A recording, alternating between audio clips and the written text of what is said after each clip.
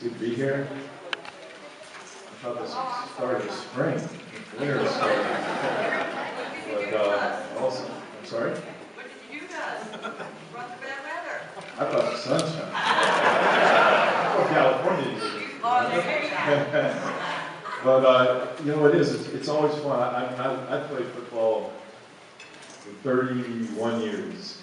And so getting around from all different levels, from Pop Warner, college, to today's game, which I'm looking forward to.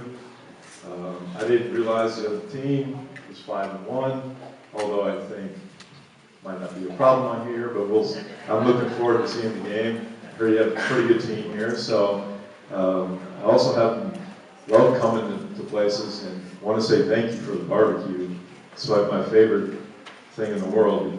Me and my youngest son. Anywhere there's barbecue, we go. So it's very good. Thank you. But everyone's probably wondering about the 49ers. I'll say a little bit about them. I think they got a pretty good team going forward. I don't know whether they're. We'll see what happens. They lost a couple players, but I don't think there's anyone really significant that's gone. Harbaugh has been able to do a good job of assembling some guys that run a different style of offense a little bit, but they got a quarterback that can run. I have my own theories on those guys. If somebody asks me about it, I'll tell them. But I really think that they're continuing the success it's had, and he's kind of brought back a way of belief to the 49ers that started with Bill Walsh, and he was around Bill Walsh when he was first at Stanford before Bill passed away, and I think there's a lot of influence that comes from there with him. And for a while there was a really lack of work ethic, and everyone thought everything was 49ers deserved to be winning, and unfortunately that's not always the case. As you know, there's always other people on the other side who get paid, and they found out the hard way for a while. And right now they're back on top, and I think, looking at their division, I think Atlanta's going to be probably the toughest go for them for next year. I thought Atlanta actually should have beat them this year, but they kept fighting, and that's part of this game. It's not over until that last whistle blows, as you know. And for the 49ers and I, we were lucky that we had a great owner. You guys got some good owners, and that's a big difference. And it really starts at the top. And when you have people who are willing to do the things that know what it takes to be successful in a business, and that's really what it is it trickles down from the top. If it doesn't start up there, it won't. It's too late by the time it gets down to the players. And that was Bill's philosophy. Was we had a great owner he was a fiery devil. Yeah. He was fun to play for, though, and he did all the little things that you think are stupid and sound stupid, but for the guys it made a lot of difference. One day we used to fly. Some of you may remember what a DC-8 looks like. It's like a pencil with little wings, and we were the most traveled team in the country in the NFL because our division was Atlanta and New Orleans and Los Angeles, and who still were in LA at that time with the Rams. But so we were going coast to coast a lot, and we were in this little pencil. It's not bad going, but when you come back after the game and everybody's beat up, everybody's squeezed, and guys are getting IVs, and guys got ice everywhere. So beginning of the year in '81. He says the DC-8 breaks down, so they bring in a DC-10. Now, we have Dwight Clark and I always sat together. We had 5 seats between the two of us, so there was a lot of room. So we go there and we win on the road, and everybody thinks they're going to be excited. Mr. Barlow comes in, everybody's getting excited, and they see him. And everyone thinks you're going to start talking about the game, right? And the team starts chanting, DC-10, DC-10. And he said, I'll make you a deal. if you continue to win on the road, you continue to have the DC-10. Well, we went undefeated on the road, and we continue to have that DC-10. But it starts up there, and those little things are such a big difference. And when you have great owners, it really makes success for that organization a lot easier. And seems like you guys got a pretty good group, so I'm looking forward to the game today. Can't wait. I ran a couple of players this morning at breakfast, so kind of wait to see how it's going to go. So, with that, I'll take a few questions so we can put this in the meeting. Rambling about stuff you don't want to hear about. Yes? I watched a special on Outside the Line with you and your kids, talking about your boys playing football. And one of the things that I coached and my kids played, they're younger, and one of the things that I noticed is that Dad doesn't know anything. Exactly. You had Steve Clarkson, I think, who was coaching your kids or your sons, and they interviewed you and they asked you, wait a second, why would you, with all your credentials, why would you need a quarterback coach for your boys? Yeah. And you looked at them and you said, because I'm Dad. Yeah, And can you talk a little bit about that and your sons and how you kind of worked with them? It was difficult because, actually at this point I wish I had done it differently, because when the boys were younger, everybody was all over us about, you're not going to push them into playing football, are you? And instead of introducing sports to them, we kind of let it gravitate to it. And unfortunately for my older son, he got the worst end of it because he started late. And he's a late kind of bloomer anyway. So we made all the mistakes from that point on with Nathaniel, and who's now catching up and actually will be, he's going to the combine, got invited to the combine in Dallas coming up. He had finished his senior year at a Division II school, and he played the whole year. And finally gets a chance to play, and the poor guy, just the way his luck has been going. Tears a ligament in his right ankle, tears a tendon in his right ankle before the season, and then now because he can't really move, he separates his throwing shoulder. So he misses 2 weeks after like 3 weeks in, and he starts getting shots, and he plays, first game back, he throws for 400 yards and 4 touchdowns. So he came on, he finished well, but in the meantime, he's playing a wholly different game because of his injuries, but still had a good year. And then as soon as he got out of there, he had to have surgery, so he misses the real combine, or the opportunity to get invited. So we'll see what happens, and it's on luck. But teaching the boys is hard, and because of all the things we learned from Nathaniel, all the mistakes, and putting him in a high school that really wasn't for them as a quarterback at a school called De La Salle. I'm sure a lot of people have heard of them around the country, but not a good school for a quarterback. They don't really want to hear it from me. They didn't believe me. Now they take it a little bit different. The last couple of years, my younger son, who's now at Tulane, starting to ask questions, starting to say, hey, can we watch film? And while the older one was always, the last season, I almost lived at West Virginia with him because he just wanted information. So hopefully he just gets an opportunity. But you're right, the kids, they didn't want to hear it from me, and we ended up hiring a guy. And Nathaniel, my older one, ever since he got out, he was on non-weight bearing for 8 weeks. And the day he came out was a Thursday. And Sunday actually, he was in San Diego working with another quarterback coach getting ready for the combine. So hopefully he gets it. Keep my fingers crossed. Yes? My dad was 30 years at Notre Dame. Mm-hmm. You lived at Wagner, I believe, back in those days. Oh, yes, I did. And you interviewed my husband. Oh, no way? Now, for a position. All right. Well, yeah, that kept me, had my summer job at Notre Dame, did marketing research. Sent me to the hottest place in the world in August, Houston. Oh, my Lord. The first day I remember, first day I got out of the car, I had on a suit, and I walked from here to that door, soaking wet. So the next day I carried my suit, wore shorts, got to the bathroom, and brought a towel. Got dressed in the bathroom. But yeah, that was my first job. Yeah, good to see you. Yes. What about our chiefs? They need help. I love them so much. We have a limited amount of time today. Yeah. Lisa, we have a limited amount of time. We don't have enough time to talk about it. There'll be teams, good organizations, which they have.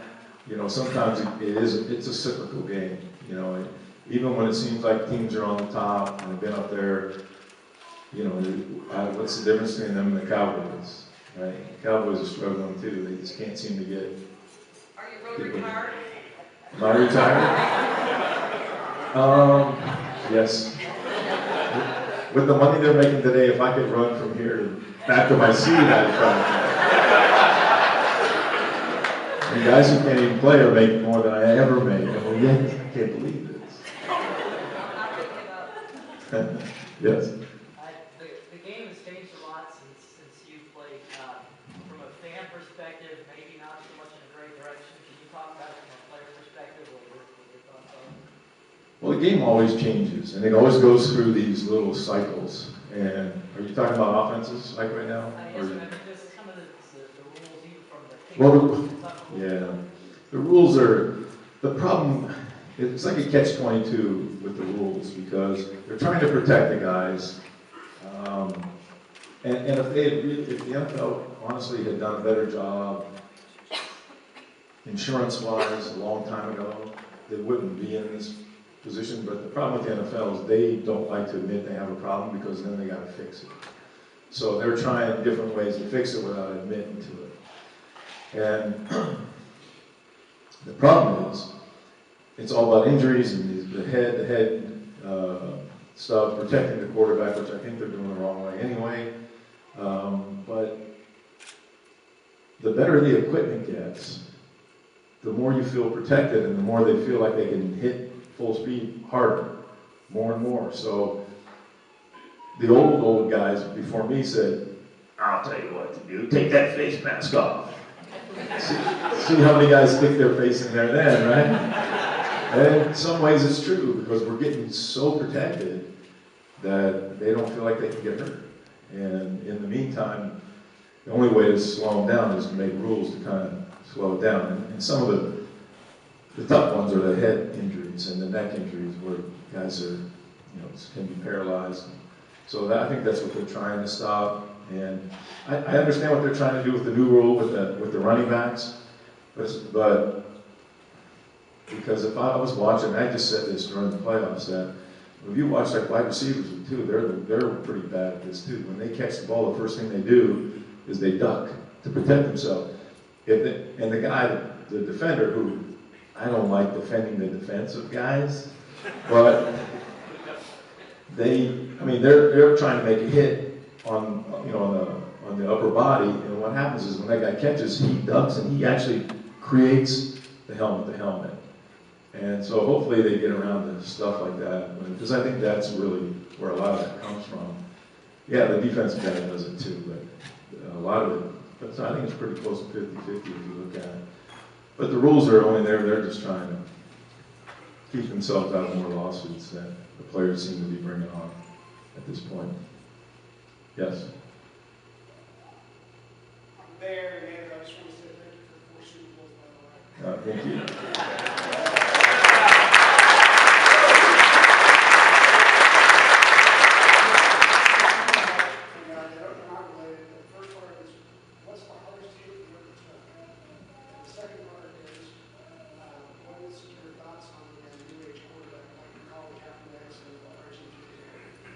Hardest hit I ever took was, I kind of backed into it too.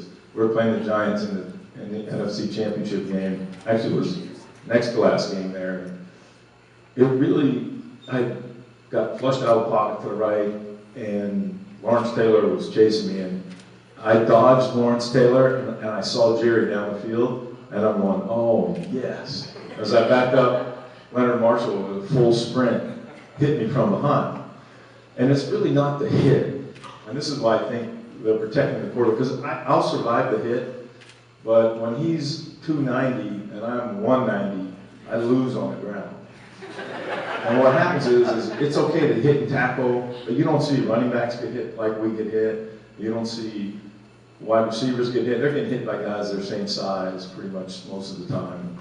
But because you're standing in a prone position, what they do is when they hit you, we'll all get up from that. It's what the next piece after that where they try to compress you in the ground. And that's what he did. And he actually, my agent has a picture of, he and I are horizontal, and he has a hold of my hand, my right hand. And as we hit the ground, you see him compress me, and he rips back on my hand at the same time. My chest hurt so bad from the wind being knocked out of me for, I don't know how long I sat there, 10 minutes, maybe more. I didn't know my finger was broken. And I finally sat up, and I told the doctor, I said, "Doc, man, you better check my finger, man. The thing's broken." So he looked at my finger, he goes, no, it's okay. And I go, "Well, I'm not sure, but I don't think it belongs under there like that." And so, but he goes like this to make the read. I said, "Tackle a running back. Make him carry the ball 30 times. He's not a running back. He may make a play or two, but then I'm going to hit you 30 times. And where I grew up, I might hit you once late, maybe twice." And then you're going to have the owner calling down there going, "Hey, that guy's $20 million. Keep him in the pocket. He's protected in the pocket." But I think eventually you're going to see, I mean, look, RG3, he didn't even make it through the season. And that's the biggest part is, no matter what, as a quarterback, you don't lift and train like a running back. You're not built for that. And on top of that, you keep hitting him, and then you hit him when he's throwing, so those hits add up. And then now, as you get down to the end of the game, he has to make that little tight throw, and he's just been hit too many times. And so when my wife, first thing she says to Sean Payton, how would you play those guys? She goes, "Stick a helmet on him every time. Even if he hands off, stick it on him." And that's when I said, "I'd make him carry it all the time." He goes, "Yeah, that's not a bad idea either." Because he may make a run or two, but in the end, you're going to get enough licks on him where somebody either upstairs or he's going to remember it the next time he takes off. So, but I think you'll see a lot of that sticking around because all the colleges seem to be doing it. And I just don't know how long and how much, because we all think back how long ago it was where we were looking at the Wildcat stuff, right? Everybody, how do you defend the Wildcat? Well, I don't even see anybody running it anymore. But I don't see that happening here as much because I think this is a little bit more of a style of play for the quarterbacks. But, yes. What quarterback playing now kind of makes you say, "Wow"?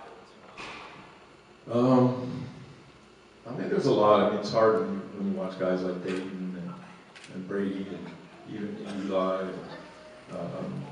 You look at Aaron Rodgers. The guy I like, and I won't never get enough of him because we don't see him out on the West Coast. I like the kid in Tampa, and I really like watching him. He's a monster. I saw him one day. I was in an event with him, and it was cold outside, and they had one of those heaters, and I'm looking at him, dang. Because the last time I saw him, he had short hair. He let his hair grow out. And I'm going, "Wow, man, okay, this guy's got to be a defensive end." And I walked over and go, "Hey, man, you better get out from underneath that heater because your hair's going to catch on fire." he was huge. But I just like the style. I just like the way he plays, the way he throws the ball. Doesn't get very much publicity. They're not winning, obviously. So, but he's fun to watch, too. But I'd say probably that group of guys I've talked about. Sure, there's another one in there I missed. Roethlisberger's funny too. He kind of likes to make it exciting at the end of the games. Guys, one more question. Yes. What are the hardest defenses to prepare for and play against? Well, it all depends on your personnel. If you got good guys on the outside, you can get away from bump and run and that. If you don't, the blitz, because you're stuck if you have guys who can't get off press coverage. A lot of it, where we always had problems, were teams that played a soft cover 2 defense with 2 deep safeties, and then the underneath guys were soft and playing a catch kind of at that 6 to 8, 10 yards, where it just makes it difficult. And they would rush 3 and drop 8. Just finding holes are hard. And not that you can't do it, just not a lot of throwing lanes.